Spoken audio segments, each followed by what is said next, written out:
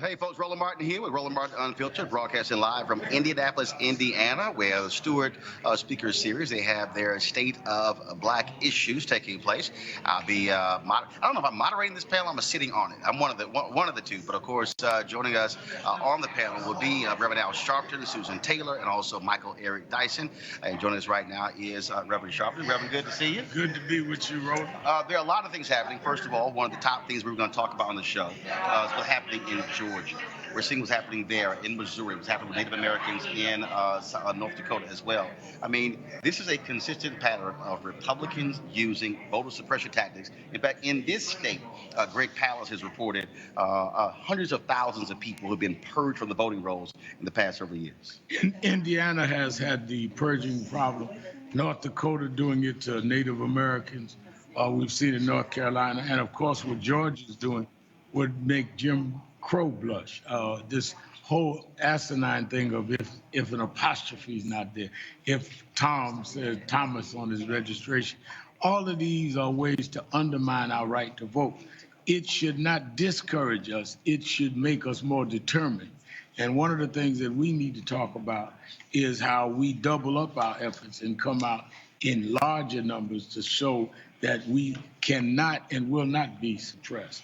It is clearly their attitude that they know that they will be defeated, so they've got to cheat. And one of the things that also that jumps out, and I've been saying this for the last several years, Black Republicans refuse to stand as a group and condemn the Republican Party.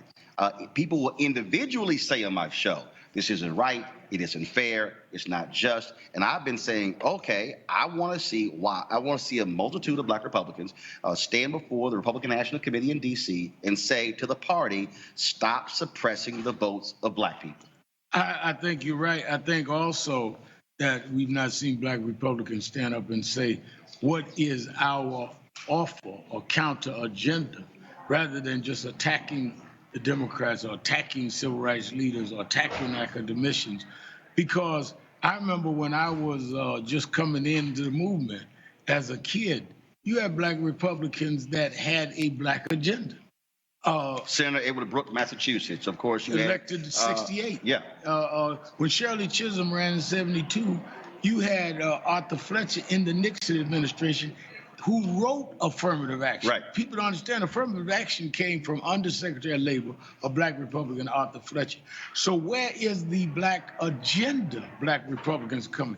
They keep saying, well, don't everybody go with the Democrats. Well, put some on the table that you can get your party to support and your president. There is no Black agenda in the Republican side. And I think that that is a part and parcel of what you've been saying about they won't even stand up to protect the right to vote. And of course, Colin Powell did. He did it in front of Governor Pat McCrory in North Carolina. He was right. Sitting in front. He said, what you are doing with voter ID in this state is wrong. And of course, the federal courts ruled that they had a laser-like targeting of Black voters. We see, last question for you, we see critical races happening. Obviously, Andrew Gillum in Florida up in the polls there. Basically, it's tied in Georgia with Stacey Abrams against Brian Kemp.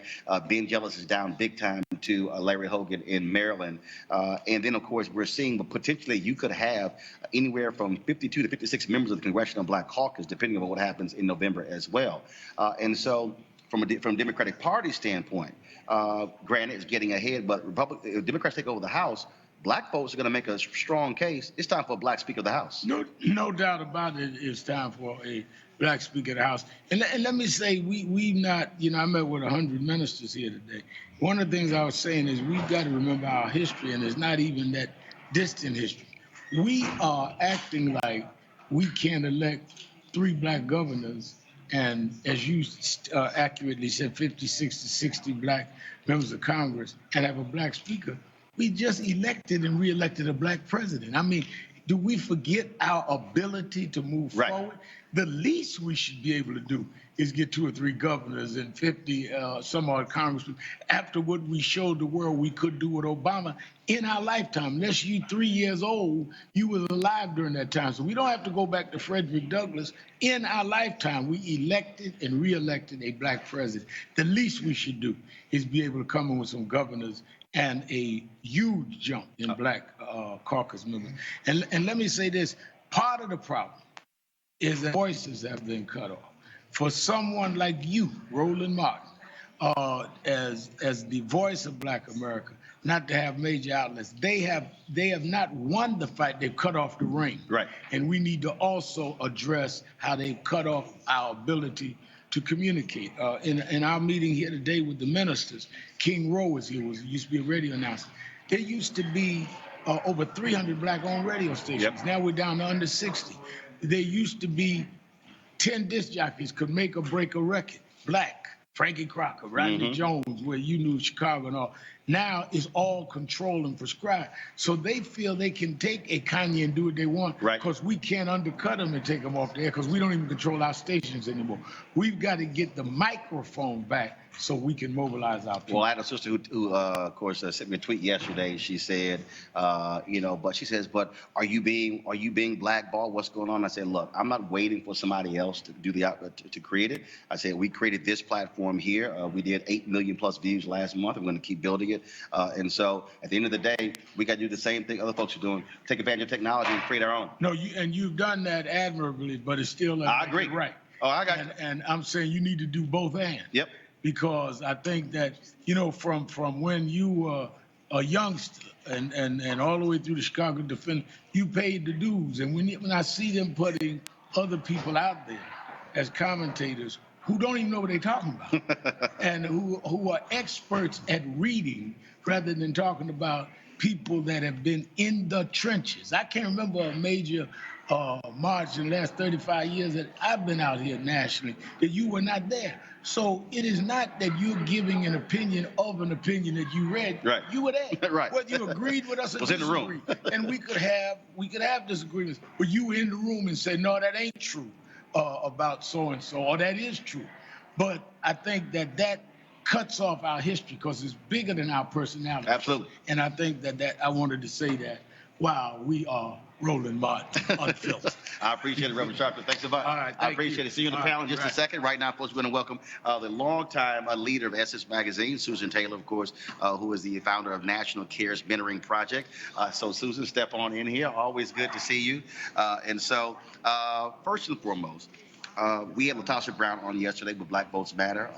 Also, I've talked to Dewana Watson, some of the others. When you see these Black women who are not waiting for permission, who are traveling around the country, who are raising money, as someone who was encouraging this for so many years in Essence, got to make you feel good.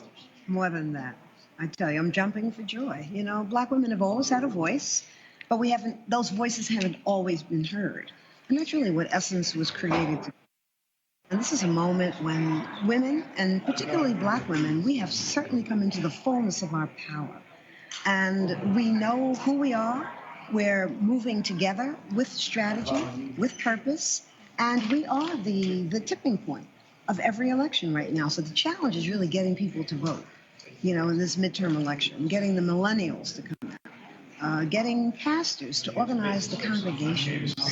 That is something I feel so strongly. Mm-hmm. Don't you remember when people who had cars used to go and pick up the folks in the neighborhood and take them to the polls, make sure people were registered? We're not doing that much anymore. Do you see it anywhere in the country? I mean, it's happening some, but one of the things that is very interesting, I remember with the election of Obama in 2008, 2012, people would say, I want to do something, and I would say, okay, start just where you are.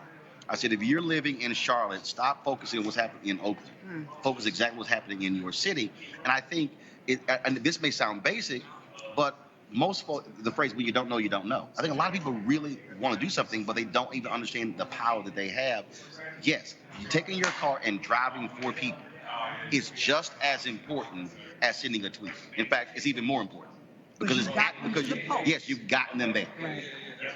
And that's what I'm about. That's what I wanted. This is my hope, that we can come together as a community and have a plan. We don't have a plan, Roland, and we need a plan. It doesn't have to be a 15-point plan. How about a 3 or 4 point? Well, that was one of the things that we talked about at the Poor People's Campaign with Reverend Barber, where you talked about that as well in terms of even what you're doing on the mentoring side. People were sitting here saying, oh, my goodness, we need mentoring. This is happening with our kids. And your deal was like, okay, so what are we going to do? Fine, let's go. Let's actually create something to actually do that. Why not? If there's a need, fill it. Have everything we need. Everything we need except the glue that connects us. You know, we do a lot of talking, we do a lot of editorializing, but we don't move together strategically with an end goal. You know, the last time that I can think of, and I ask scholars about this all the time, the last time that we saw our people really create a movement and see it to fruition was really the Montgomery bus boycott. You know, there was Jenna, we went. Healthcare, we saw it almost eroded. There was no plan. I mean, there wasn't a plan around. Those were moments, not movements. Well, that's right. But I'm talking about something as critical as healthcare. Right. Watching the Affordable Care Act be so threatened, but I didn't see folks around the country, African American people, really gathering together, saying this is what we're going to do. We're going to stand up. We're going to shout. We're going to do what we have to do to protect it. We do a lot of talking to one another in small groups, but not en masse. And that's really what is needed right now. Well, that's one of the reasons why I also fundamentally believe we have to have a strong black media that is not solely focused on entertainment and gossip and sports, but that's actually feeding the minds of our people. Because, and again, and first of all, there's a place for it. There's a place for sports. There's a place for entertainment. But when I look at either our black cable networks, the overabundance of comedies, things along those lines, if you're not feeding our folks information, and they don't know what to do, they don't know where to go, they don't know how to get involved. Self-awareness to me is the critical piece. We hunger to laugh. People come for the party and not. Okay, we can laugh. We can have the comedies. We can have what do we have left in terms of black news shows? If we didn't have you, we'd have nothing. So what are we going to do about it? What's the solution? Tell me. Well, I'll tell you, that's one of the reasons why, again, the point I was, a woman said this tweet yesterday, and she was, but it's a shame this happened. I said, look, and this is absolutely true. When I sat in the office, and Alfred Liggins, the CEO of TV One, told me they were canceling News One now. As he was talking, I was planning. I didn't get ticked, I didn't get mad, I didn't get angry. You knew it was coming? Yeah, I knew it was coming, because the moment you started, I'm always anticipating it's going to end. So all this digital stuff that we've been doing, I was actually doing while I was there. And what I'm trying to get our folks to understand is that, which is one of the reasons why we created our Bring the Funk fan club, I also make the point we have to fund our freedom, something you also understand as well. And I'm like, look, if we say we need this, how do we also make it happen? So I say, look, our target goal is to get 20,000 mile followers to give a minimum of $50, course of a year, $4 a month, 14 cents a day to fund our freedom. And so by launching this, and people said, yeah, but what about this network? I said, I can't wait on them to say, we're going to give you a show. We have to create this. Just what Robert Abbott did, just what Frederick Douglass did with the North Star, what Ida B. Wells Barnett did, what all of our pioneers did. They said, we're not going to just wait. I think that's where we have to be. Have you launched? Yeah. Oh, yeah. Yeah, we launched in September, and so it's been going well so far. Roland Martin Unfiltered, and it's going well. And so again, it is about informing our folks and telling our story. And so that's it. And there's not waiting. I think a lot of us, we're waiting for somebody to create the plan versus us saying we're going to create it. So the reason I communicate with Dr. Barber, I'm like, every time you're doing something, you're going to be on. So you're doing this, we're going to tell our people. So someone can't say, well, I wish we knew. No. Here's a platform. We're on Facebook, we're on YouTube, we're on Periscope. We stream 10, 12 times a day. So you can't, so if somebody says, I don't know, I'm like, no. If you don't know, you're either not following or you're purposely not paying attention. Right. So we're going to make it happen. Okay, well, we can look forward to great conversation. Okay, I got you. Hold up, I got the card right here. You know? So we got it. We can look forward to great conversation tonight here in Indianapolis. And so we'll chat in a second. Okay. All right, then. Always good seeing you. You forgot to give them the website, National Cares Mentoring. National Cares Mentoring. Please log on to caresmentoring.org. Gala, February 11th, 2019 in New York City. New York City. All right, I'll be doing the auction again. So all y'all who are going to be there, y'all know I got that money last time. I'll be getting that money this time as well. Big time. Susan, I appreciate it. Thanks a bunch. Always good to see you. Joining us, the loquacious one. I use that big word on purpose for him. Reverend Dr. Michael Eric Dyson, who is also one of the panelists for our conversation today. And again, my apologies to my guests back in the studio. Again, we were supposed to, this news conference was supposed to be earlier. It ended while we actually went live. Right. And look, when it happens, you grab them while you got them. So I was glad to have you here. Dr. Dyson, good to see you. Good to see you, sir. One of the things that, as we're looking at what's happening right now in this country, I'm seeing people tweet, oh my God, nobody can beat, Y'all can keep on worrying about it. Nobody can beat Trump. What's going to be happening in 2020? I think the mistake that people are making is you can't focus on 2020 until you deal with what's happening in less than 30 days. That's right. These midterms are important. I'm so glad you said that, because what's at stake? The House is at stake. The so-called blue wave that we hope to ride. If we don't take the House back, if you've got the Supreme Court, if you've got the Senate, and you've got the House, then you got the consensus of a right-wing conservative junta operating this culture. If we can take back the House, we can begin to dismantle some of the machinery of the right-wing assault and put Trump in check. But it's also what's happening on the local level. And just a couple, down ballot and local. Just a couple of minutes, I'm going to be talking to Sean Shaw, who is running for Attorney General in Florida. That's extremely important. You're talking about the chief law enforcement officer of the state. Again, in a couple of minutes, folks, we'll be talking with Sean Shaw. That's one of those critical races. He's in Florida, right? In Florida. Well, think about it. Stand your ground. Think about it.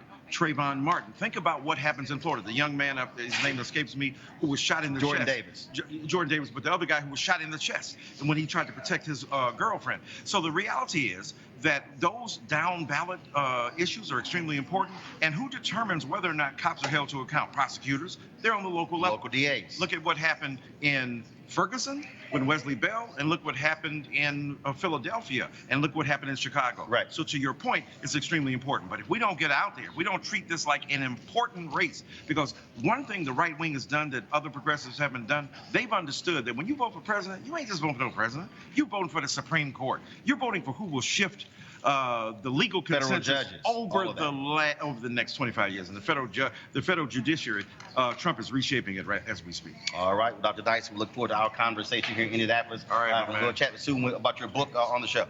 The Black Riot Secrets. I'm just trying to tell you, give my man a job. I appreciate it. Thanks so much. Speaking of Sean Shaw, he joins us right now. Of course, he is running for Attorney General in Florida. Sean, glad to have you on Roland Martin Unfiltered. Roland, I'm just starstruck with all your guests that you just had, brother. I want to hear them keep talking. I appreciate you having me on. Well, I know you want, we want to hear them keep talking as well, but we've been having you on hold for quite some time, and so I want to go ahead and get to you as we speak. First and foremost, again, when you look at these races, there have been very few African Americans who've been attorney generals in the United States. Roland Burrs, of course, in the state of Illinois, to be the chief law enforcement officer of Florida. That is critical when you look at mass incarceration, when you look at all of these major legal decisions happening all across this country, but definitely in the state of Florida. You're exactly right. I was hearing Dr. Dyson talk about it. We are where Trayvon Martin happened. We are where Marquise McLaughlin recently happened, and Reverend Al, I heard, was just a guest. He came down and helped us with that situation. Florida has a problem. We have got to do something about our stand your ground, but when you couple that with the permissive gun laws that you have in Florida, you have a recipe for disaster. And listen, I'm someone who believes we are in dire need of criminal justice reform. And you're not going to get criminal justice reform in Florida unless you are able to elect Andrew Gillum as the governor and myself as the attorney general. Those things are critical. And I think when you look at that, but also Secretary of State positions, those are the critical positions when it comes to voting decisions in each state as well. And so the person sitting in those seats matter. And look, let's just be honest. Democrats have had a very difficult time embracing and electing African Americans to statewide offices. Over the last decade, you've actually had more Republicans, I believe, who've been elected statewide or unstatewide tickets than Democrats. The party has to also understand they can't solely depend upon black folks to be political sharecroppers, electing others to office and not electing African Americans to statewide offices. Roland, you're exactly right. What happened this cycle, particularly in Florida and Georgia, where African American, not just Democrats, but extremely progressive Democrats were elected to represent their parties in these gubernatorial primaries, and in my case, the attorney general primary. You know, there's 6, I think, African Americans running for attorney general as the nominees for their party around the country this cycle. This is a cycle where we can do a lot of good things, and these offices are tremendously important. If you want to push back against Trump's agenda, the best way to do it is to elect attorney generals who are willing to push back, because it's not Congress and it is not the Senate. It is progressive attorney generals around the country who won't stand up for what he's doing. That's how you push back. What is the most fundamental, what's the most important issue that you're championing as to why you want folks in Florida to elect you as Attorney General? Well, one is around guns, and that has to do with stand your ground. That law needs to be repealed, not only because of what's been going on, but now we got a video.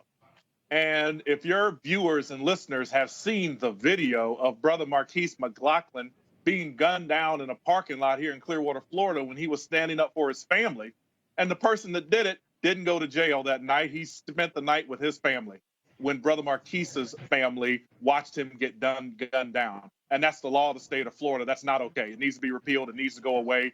We're going to work very hard to do away with that law. And the next thing is health care, right? This attack on the Affordable Health Care Act by Republican attorneys general around the country is off base. It's wrong legally, and it needs to stop. Florida is a part of that lawsuit to end it right now. The minute I'm elected, Florida will leave that lawsuit. All right, Sean, we certainly appreciate it. Thank you so very much. Good luck and your race for Florida Attorney General. Folks, we thank Sean Shaw for joining us at Roland Martin Unfiltered. Roland, thanks for having me. I appreciate it. All right, I want to go to my panel, which of course is assembled there in Washington, D.C. First and foremost, let me give a shout out to Spencer Overton. Actually, before I go to the panel, let me give you these voter registration deadlines, please. First and foremost, pull the graphic up. October 16th, if you're living in Kansas, Maryland, New Jersey, Oregon, and West Virginia, Kansas, Maryland, New Jersey, Oregon, West Virginia. October 16th is your voter registration deadline. October 17th, if you live in Massachusetts and South Carolina, that is your deadline. October 17th, Massachusetts and South Carolina. October 18th, Nevada is your deadline to register. There's also an African-American who's running for Attorney General there, Aaron Ford, in the state of Nevada. You also, of course, have Stephen Horsford, former member of Congress, who is trying to return to Congress from Nevada in a very tight race. So all the folks in Nevada, October 18th. October 22nd, if you live in Alabama and California, crucial elections there where Democrats want to try to win as many of those California House seats that could potentially lead them to take over the House. That deadline is October 22nd, Alabama and California. Also, South Dakota is October 22nd. And in Nebraska, October 26th, that is your voter registration deadline. As we said,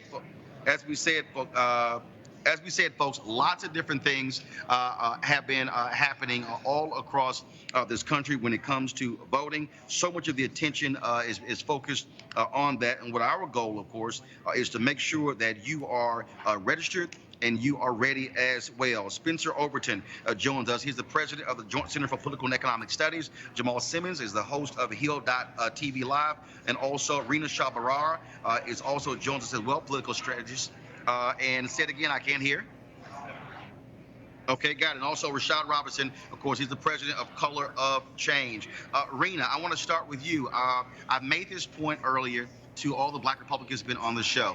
And again, I don't care if you're Republican or Democrat. I've always said that, as Reverend Sharpton said here, if Republicans actually offer a message that might be appealing to black folks, they actually might get more than 6 or 8% of the black vote. There are examples of Republicans who have run in statewide races when they've been able to do so.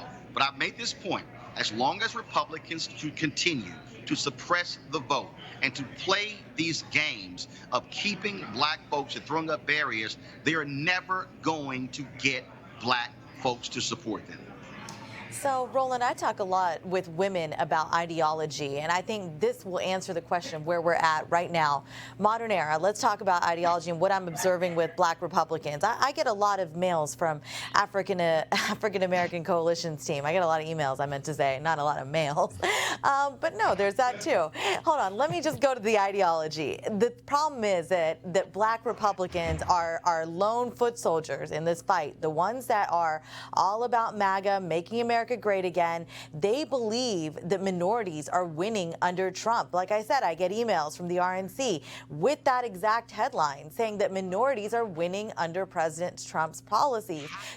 I've been trying to find exactly where the winning has been taking place. All Trump can talk about is black unemployment. But if you look at the housing rate, if you look at what is happening in terms of investment, I mean, I can go down the line to show That's a flat out lie. Well, they want to talk prison reform. They want to talk unemployment, like you said, but they also want to talk about Obama's failures. As you know, Trump loves to compare numbers, and so they're conflating sort of some things that shouldn't go together. Okay, but like I said, what I'm seeing in this era is that Black Republicans are not subscribing to this narrative that Black folks are being pushed down. They're sort of in it for themselves. They really think that, well, we've always thought, right? A hand up is better than a hand out, and so when they see this moment, they are going back to that individualistic mentality that most Republicans hold. They don't think of themselves as a collective, and they just go forward in that direction of that I alone can be a part of this movement and affect change because the president alone can fix it. So it's a mixed bag, Roland. You're not going to win Black Republicans in this moment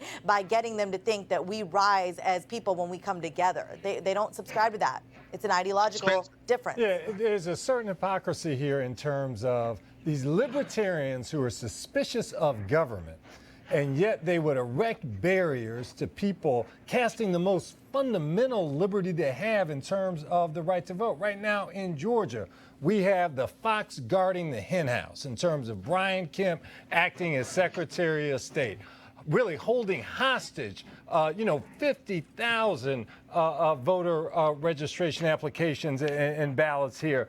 Right now, folks in Georgia have to vote early, vote early, vote early. It's so much easier to, frankly, make it and survive and not be picked off if you're voting earlier as opposed to waiting for Election Day. Rashad. Yeah, I mean, the fact of the matter is that Republicans have never really tried to win the Black vote. Most of the time when they've tried to appeal to Black voters over the last several decades, it's been to sort of placate white moderates, to help white moderates feel like the Republicans are not being racist. I would love there to be deeper alternatives for Black people. I would love there to be accountability so we can push all parties to be accountable to Black people. But like you said, Roland, when Republican Party is playing not just candidate but referee in a lot of these elections, are putting their hands on the scale to make things deeply unfair, and you see Republicans, Black Republicans, unwilling to push their own party, unwilling to stand up to their own party on these issues. As a person who runs a civil rights organization, you can Google the number of times we have pushed back on the Democrats on a whole host of things, even on some Black members of Congress and the CBC, on a whole host of things, time and time again. But when I see Republicans, Black Republicans who join the party and then are unwilling to speak up for Black people, they say a tremendous amount about who they actually care about, what they actually stand for, and it speaks volumes in terms of the polling numbers and the actual results in terms of Black people standing with Republicans. Jamal? You know, Roland, I've been in politics for a long time, doing campaigns, and one of the things that I've always said to my Republican colleagues, if you guys could figure out how to get rid of the racists, you might be able to appeal to some Black people here. Yeah. There's some people in churches I've been to. There's some people who are in business. There's some people who support charter schools. There are a lot of issues where you might find people who are looking for something a little more libertarian, a little bit more conservative, a little bit more pro-business, a little bit more economic entrepreneurship. But then the problem is, once you get started, then you find out that you're in bed with a whole bunch of people who don't want to see you actually succeed in the country or be a part of it. What we are at a fork in the road in the United States. And what we are really having a conversation about is, are we going to have a multi-ethnic, inclusive democracy with norms and functions that allow everybody to participate? Or are we going to have a country where straight, rich, white men get the first cut of the fruit and everybody else gets what's left over? I think that's the fundamental question, and that is what we are going to be debating in 2018 and into 2020. I want to pick up on that point, Jamal. Of course, right now we're dealing with Senator Mitch McConnell. We now have the numbers showing that the deficit has increased in a significant way. I thought they told us with the massive tax cut we were going to be seeing a shrinking deficit. Now all of a sudden McConnell says, oh, we've got to make these cuts to entitlements. Jamal, I'll start with you. That was always the plan. And that is you push forward this tax cut, you drive through that knowing full well it wasn't going to lower the deficit, because the game plan all along is that Republicans want to slash entitlements. And again, they lied. They told us, oh, no, everything is going to be well. when the reality is the deficit is exploding. So where are all these fiscal conservatives who were all around the place when Obama was president? Yeah, what they call it starving the beast. And what they want to do, what they've wanted to do for a long time, is get a deficit so big that everybody, like you said, everybody howls when they see the number. And then they say, oh, well, we've got to cut back on these programs in order to do it. The reality is the Republicans have been running a Republican jobs program for a long time out of the Defense Department. Yep. They put more money in the Defense Department and they spread around to all their friends, and then they do stimulus through tax cuts where they give to all the rich people who do well, hoping that some of that's going to trickle down on people, or proposing it's going to trickle down, even when it doesn't. This is the Republican game going back to Ronald Reagan, and Donald Trump is doing it on steroids.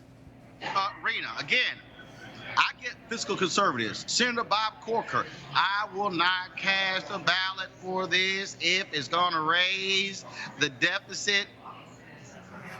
Yeah, you don't find any real Republicans. I mean, we knew he was lying.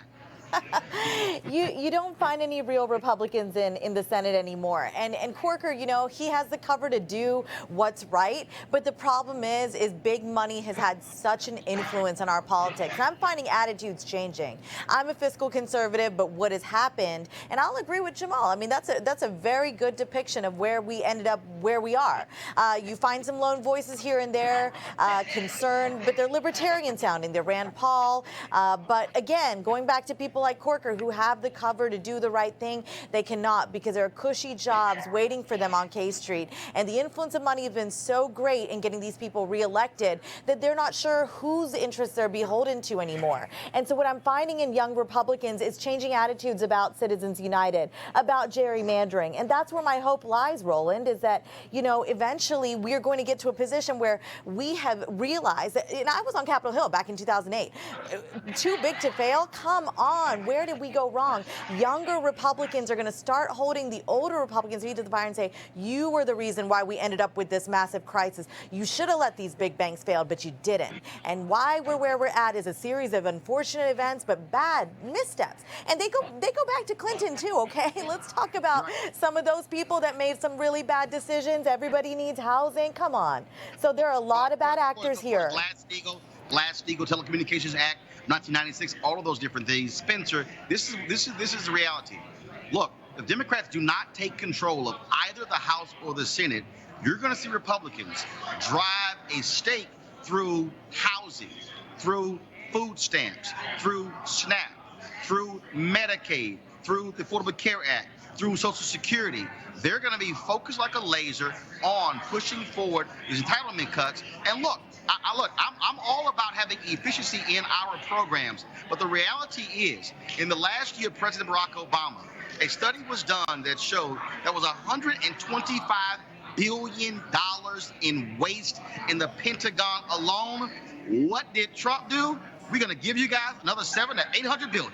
Right, and this is so key in terms of investment in people, whether it's, you know, human services or education or other things that will actually allow us to grow, investing in Americans, investing in black folks. If you look at Germany, if you look at a lot of countries in Europe that are really investing in their workforce and investing in the future in terms of the workforce, we are going to be passed by as a result of the short-term thinking of politicians today. Rashad, your comment. I mean, at the end of the day, we continue to see, you know, wars, tax cuts, and then trying to balance the budget on the most vulnerable people, and thinking that, and a narrative that if the most vulnerable people pay more, then somehow we will get back to a sort of balanced budgets, when in fact these tax cuts, these unfunded mandates like wars and other things have created a system where we just can't sort of afford the things that we're spending money on. And Republicans who have positioned themselves as fiscal conservatives, have positioned themselves as folks that are going to guard the pocketbooks, have actually gone on huge spending sprees that they've not been able to fund. But the fact of the matter is that this big tax cut that just happened will bankrupt a whole set of cities over the next couple of years. We're going to see then from there flows to everything from public education cuts to attacks on organized workers and unions, as if the unions were the problem of paying people a living wage was the problem, not these big tax cuts. And so this requires us to be organized, mobilized, going out and vote, ensuring that the people in office actually serve us. Because what has been really clear about all of this, and for any person on the left who's watching, is that while I don't agree with any of his policies, I would take a Mitch McConnell in a street fight over many of the Democrats on the other side, because he adheres to his principles. He drives in the car forward. He lands the plane. And at the end of the day, we're going to need to elect Democrats that are willing to be unapologetic about advancing the causes of the people who put them in office, the way that the Republicans have been for their base. One of my favorite phrases, if you're going to swing, swing. All right, folks, hold tight 1 second. Going to a break right now. We come back. We're going to talk to Rashad about a Disney princess and the issue of colorism. That's next. Roland Martin Unfiltered, broadcasting live from Indianapolis, Indiana. Back in a moment. Lots of early activity in Florida, Virginia, North Carolina, Pennsylvania.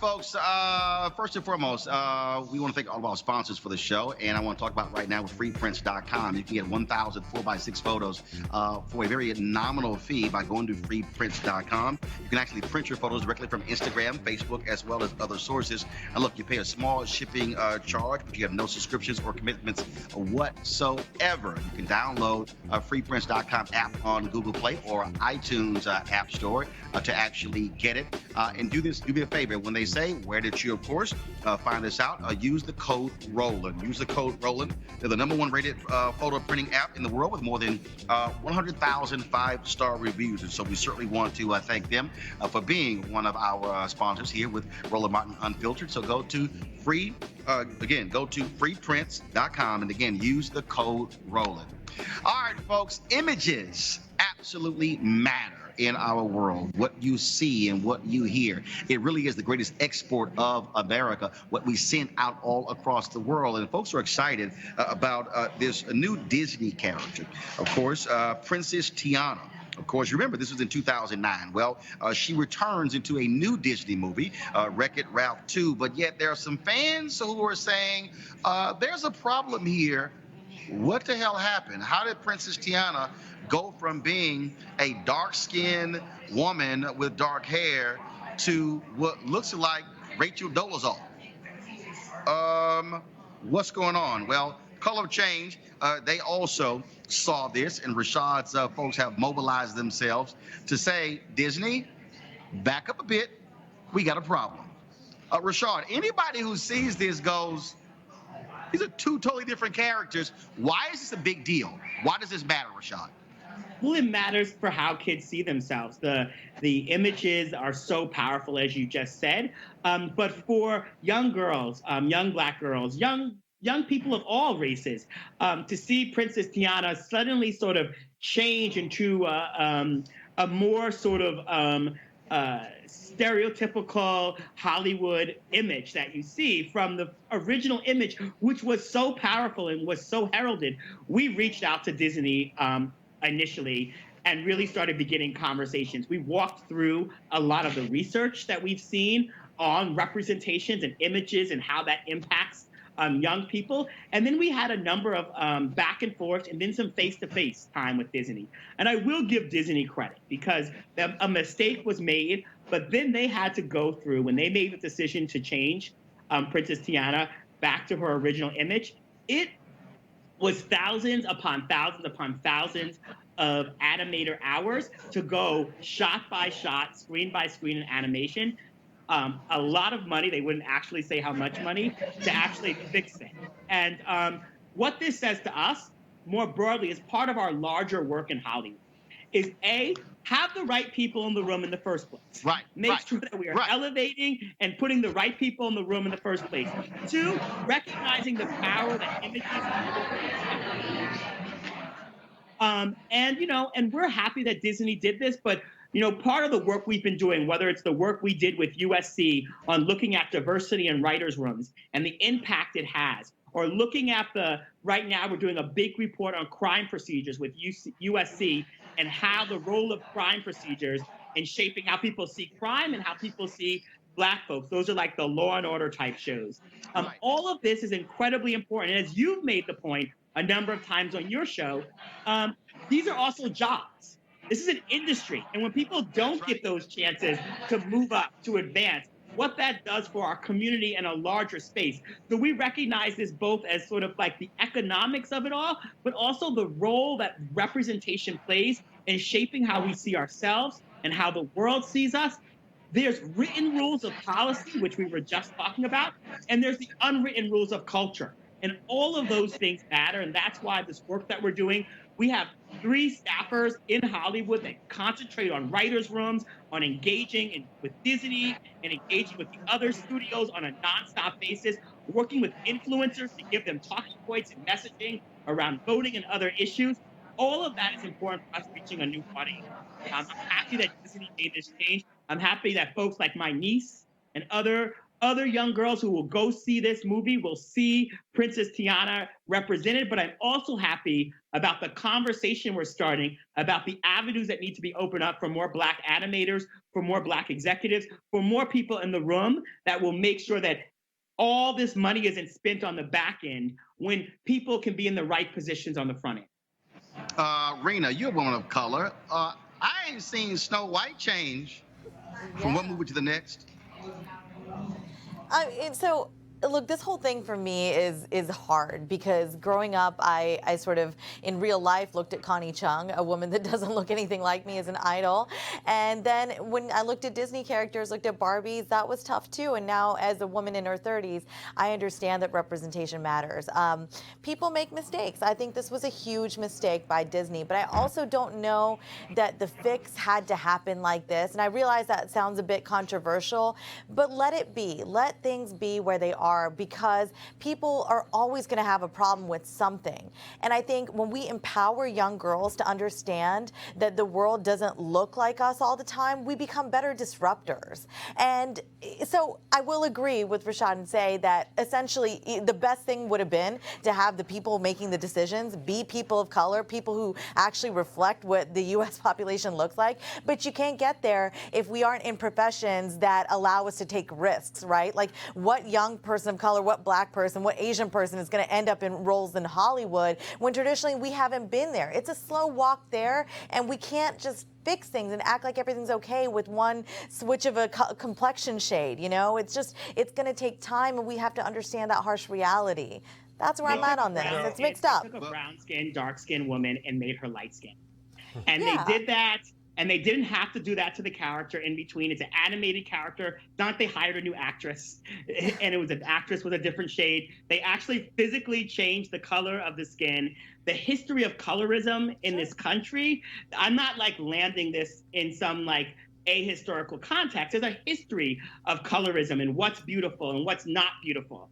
And sending that message is a problem. And actually, we don't get more Black people, we don't get more people of color in these positions unless we push. The history of civil rights has not been that corporations have suddenly opened their door and said, hey, come on in. It has been a struggle and a push and a fight. And that is part of what has to be opened up. And the folks inside who wanted to raise their voice will feel more powerful if there's organizations on the outside that can sometimes say things that they can't say, that can sometimes push in ways where you're on the job and you actually maybe can't be the voice every single time. And so part of what we recognize and what many folks of color have asked us in Hollywood to be able to do through multiple salons, multiple inside conversations. We're not landing here because people didn't ask us to show up. We landed here because people want us to show up. Many of them are our donors and give us money. And so we are providing a service to help clear the space in many ways, to help have conversations that couldn't otherwise have.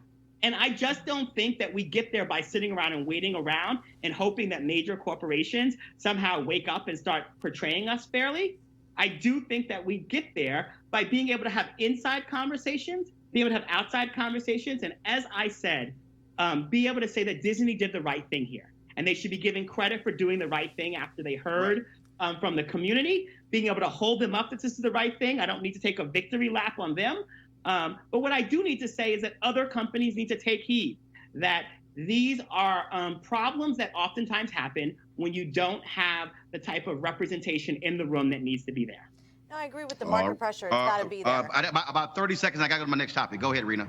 No, I completely agree. I'm not trying to be a naysayer, right? But I'm just saying it's systemic, right? And it can't fix itself. So I am actually complimentary of your efforts. I think outside organizations should put pressure on, but I don't think it'll be fixed overnight. And I mean, in this situation, it was a good thing, right? But there's so many other places, and I'm talking about beauty and lifestyle primarily, where I see unrealistic images. So on one hand, we see good things happening because of Color of Change, changing the people who are actually producing the content. But then we have influencers and other people sending another message and also whiting out things in a way. So, I mean, it's just a really unusual moment where we see things happening that aren't in parallel, to one another, that aren't really in sync. But I am all about market pressure and outside organizations doing their thing and bigger corporate giants taking heed. I just think it's going to be a little slower. I certainly don't advocate for sitting back, but I also do think. Yeah. Well, again, Rena, it is going to be slower, but damn it, we're not waiting. That's right. That's fair enough. I think for me, after 399 years, I'm pretty good at waiting. We're not waiting. Let me do this here. I want to go to our next story. Simone Biles, she's shown her power. Of course, she is the best gymnast in the world. And when Mary Bono, former member of Congress, former Republican from Congress, of course, she is the widow of Sonny Bono, when she was named the interim president and CEO of Team USA for the gymnastics, well, let's just say Simone wasn't happy because Mary Bono sent out a tweet where she was critical of Colin Kaepernick and Nike, of course, him being the face of their Just Do It campaign. And she had a tweet where she said she had a marker and she was playing in a golf tournament for Wounded Warriors, and she blotted out the Nike logo. Well, when she was named the interim president and CEO, Simone Biles went to Twitter, blasted that decision. 5 days later, today, Mary Bono gone. Jamal. I'm sorry. So we lost my man Jamal. Everybody want to go to Spencer. So Spencer, clearly here, this is black athletes showing their power. When the most powerful woman in gymnastics speaks, Team USA listened. Right, and this is the moment that we're in right now, where so many different athletes in different professions are stepping up to the plate, putting it on the line, speaking out, doing really what Rashad was talking about, right? Like not just going along with the flow in the program, but speaking out. We see it here, we see it in football, we see it in different areas. And we also see it in terms of these states where these NFL players are going in and changing criminal justice laws so that, folks have more of an opportunity to get back in society.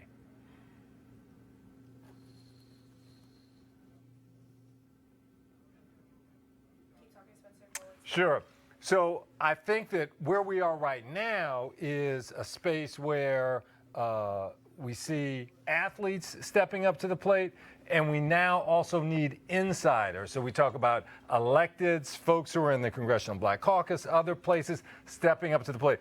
It is possible. One of the pluses of a change in terms of Congress in November is you could see chairs of the Congressional Black Caucus, chairs as in terms of committee heads, CBC members as committee heads of education and workforce, of homeland security, et cetera. And there's this opportunity to step up and make some real change both inside and outside. Yeah, you know, I couldn't agree more. You know, one of the buzzwords that's oftentimes thrown around is narrative change. Right. But how we get to narrative change is really the rules and norms of society.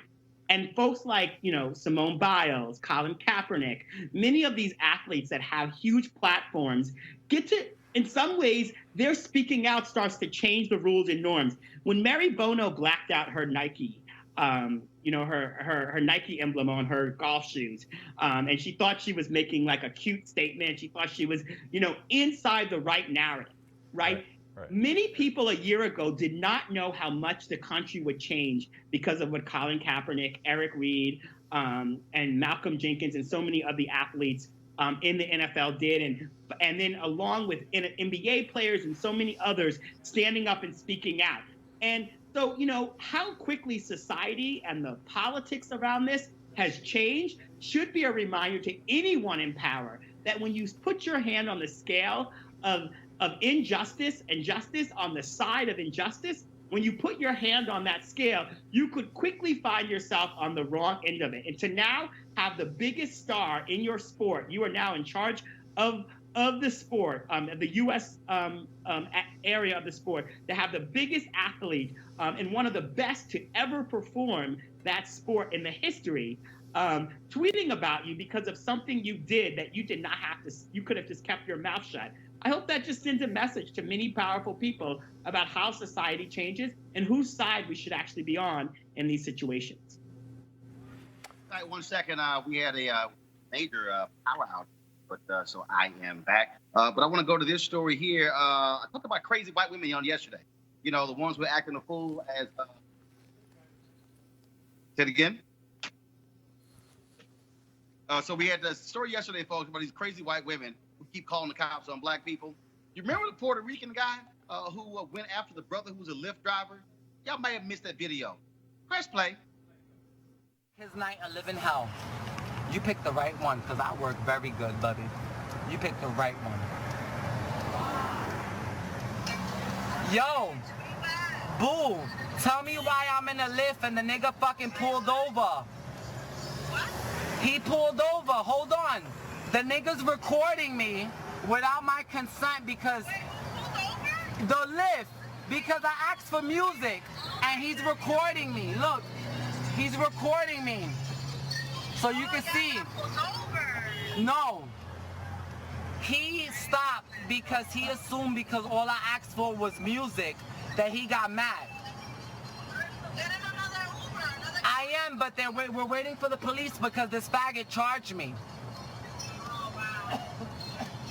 I'll see you in a few. All right. Let this motherfucker. I'm not letting this piece of shit go. Let him go. The police is right there. I'm not letting this motherfucker go. Hello.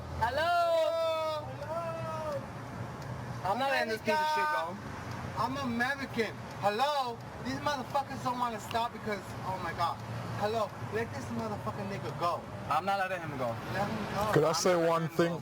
I'm not letting him go till the cops get here because I'm in my legal right. Could I say one thing? Well, Spencer, he don't have a job today. When are these people going to learn? You keep acting a fool on video, you are going to be unemployed. Yeah, now he's apologized. I'm so sorry. Nah, boo. Too late. That's right.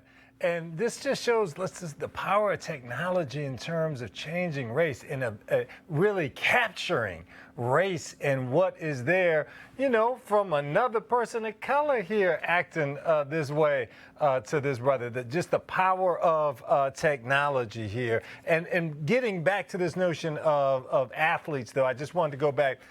Folks saying, I'm not going to be just a performer. I'm not just going to dribble a ball and put on a show for you. I've got something to say. You're going to listen to me. It's a powerful moment.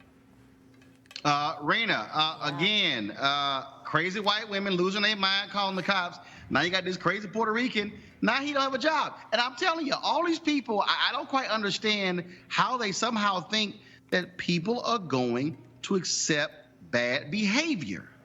Well, I think Spencer makes a great point about technology, but really what it's allowed people to do is sort of hide behind things, right? Like we have people hiding behind laptop screens, putting out filth on the internet, and whether it be in the form of trolling somebody on Twitter or in Instagram comments, like there's a lot of hate out there, right? And I hate to tie it back to Trump and what's happened, but when the president's out there putting on these rallies, calling people names, and I mean, just emboldening hate and racism, you know it's going to trickle down. Why are we surprised? Yep. This is crazy to me. To see this guy in the back seat, see a calm guy up front doing his job essentially, using video to protect himself. And where did we start to hate each other so much? And I think it's because we can hide behind devices times. And so therefore we forget that this isn't a person of color. This isn't a person who's providing me a service at whatever cost. These are people too. And that's what we forget. And just the language is what struck me in that video. I cannot believe that guy could feel emboldened to use the words and multiple times. And it just ties to me to the moment that we're in of such hate and dysfunction in Washington. Yep. I know it's made its way down because I hear names from the bully pulpit like almost every day. And so we've got to push back. We've got to restore civility in this country, and it starts with our youngest kids, telling them that language like this is not okay, even though the FCC allows some of it. Rashad, well, the guy, of course, Robert Ortiz. Rashad, one second. Rashad, hold on one second. The guy, Robert Ortiz, had a job with CityMD, an urgent care company. He lost that. But also the Lyft driver, of course, he was suspended for a couple of days, opened a GoFundMe account to try to raise $20,000. He got some $45,000 in donations as a result. Rashad, your comment. Yeah, I mean, this also, there's something here as a New Yorker about New York culture that a gay man is using the F word at the driver, that the use of the N word that's sometimes thrown around between Black folks and Puerto Rican and Dominican folks in New York. And the underneath it all, this like sense of entitlement and kind of hatred of how we treat one another, how we deal with disagreements, how we talk to one another. Like, I think that like there's a lot to unpack here that's different, that's both challenging. Folks should lose that guy should have lost his job. I'm glad the driver got some money. And it's also different in terms of like how we see white women, particularly weaponizing the police and calling the police. And all of these things are things that we're going to have to examine as we have to live next to each other and around each other and share space. And I do think that this is part of the project and the work of living in a multiracial democracy where there's accountability for things that you do wrong. There's ways and a pathway for us to get better together. And there's like also just like recognizing when stupid people do stupid stuff, and then we've got to hold them accountable. But the video is like disgusting. But the work of undoing all of that is going to be much deeper than firing a person, giving a GoFundMe for another person. It's going to be a lot of work that requires all of us. All right, then, of course. And Ortiz, y'all, he's apologized, said he was drunk, but he's saying the driver was a bigot, not him. Nah, boo.